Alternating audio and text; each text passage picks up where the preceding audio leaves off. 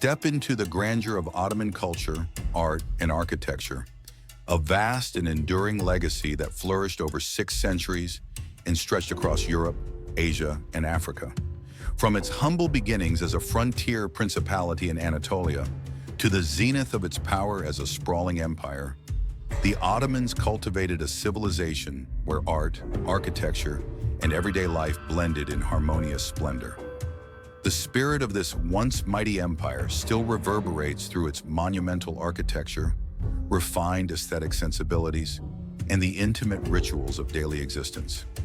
At its heart was a worldview rooted in Islamic tradition, but enriched by diverse cultural influences. From the Byzantine mosaics of Constantinople to the Persian miniature painting, from arabesque motifs to Balkan folk art. This fusion created a distinct Ottoman identity that expressed itself not only in towering mosques and palatial complexes, but also in the intricate details of textiles, ceramics, music, and language. One of the most iconic testaments to Ottoman architectural ingenuity is the breathtaking Blue Mosque, or Sultan Ahmed Mosque, completed in the early 17th century under the rule of Sultan Ahmed I. This architectural marvel combines the grandeur of Byzantine basilicas with the spiritual clarity of Islamic design. Its cascading domes, radiant stained glass windows, and over 20,000 hand-glazed blue Iznik tiles create a mesmerizing atmosphere of serenity and majesty. Designed by the royal architect Sedefkar Mehmed Aha, a disciple of the legendary Mimar Sinan, the mosque reflects not only religious devotion, but also the empire's desire to assert its cultural supremacy. The 6 minarets, controversial at the time, signaled a bold declaration of imperial ambition, while the mosque's adjacent complex, containing schools, a hospital, and a soup kitchen, demonstrated the Ottomans' deep commitment to public welfare and civic responsibility. Not far from the Blue Mosque stands the Grand Topkapi Palace, the nerve center of Ottoman power from the 15th to the 19th century. Overlooking the confluence of the Bosphorus, the Golden Horn, and the Sea of Marmara, Topkapi was more than a royal residence. It was a self-contained city of ceremonial halls, secret gardens, treasuries, libraries, and kitchens large enough to feed thousands daily. Here, sultans conducted state affairs, presided over military campaigns, and curated a court life defined by strict protocol, intellectual engagement, and sumptuous art. The imperial harem, far from being merely a romanticized retreat, functioned as a political institution in which women, especially the Valid Sultan and favored consorts, held significant influence over succession, diplomacy, and philanthropy. The palace also safeguarded some of the most revered relics of Islam, including the Prophet Muhammad's personal belongings, establishing it not only as a political capital, but also as a spiritual one. But the Ottomans' brilliance was not confined to palaces and religious edifices.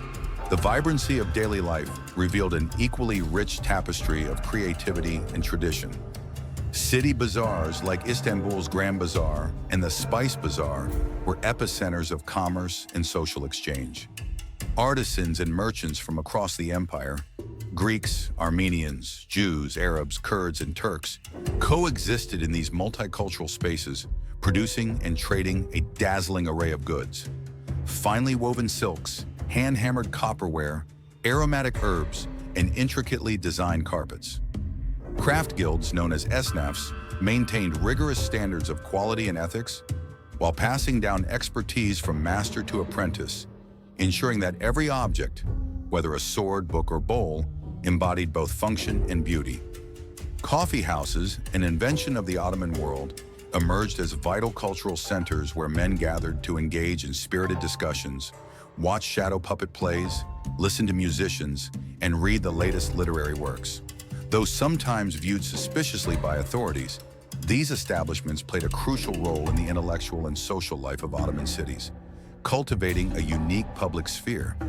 Music and poetry flourished in both elite and popular forms, with court composers crafting intricate compositions for the ney, oud, and kanun, while wandering ash-sheiks shared folk tales and songs in village squares.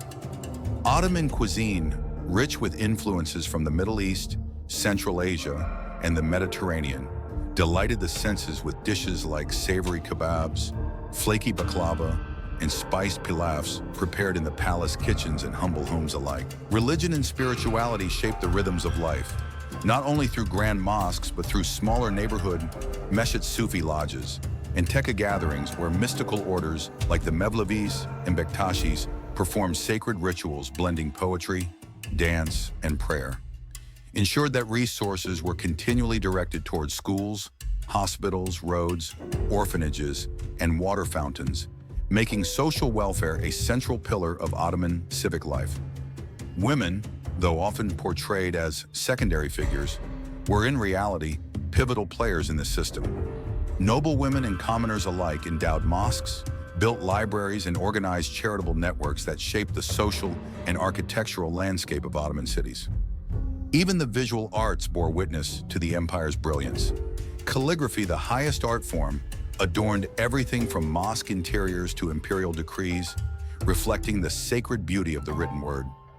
Miniature paintings, while influenced by Persian traditions, developed a distinct Ottoman style with narrative scenes of court life, battles, and festivals.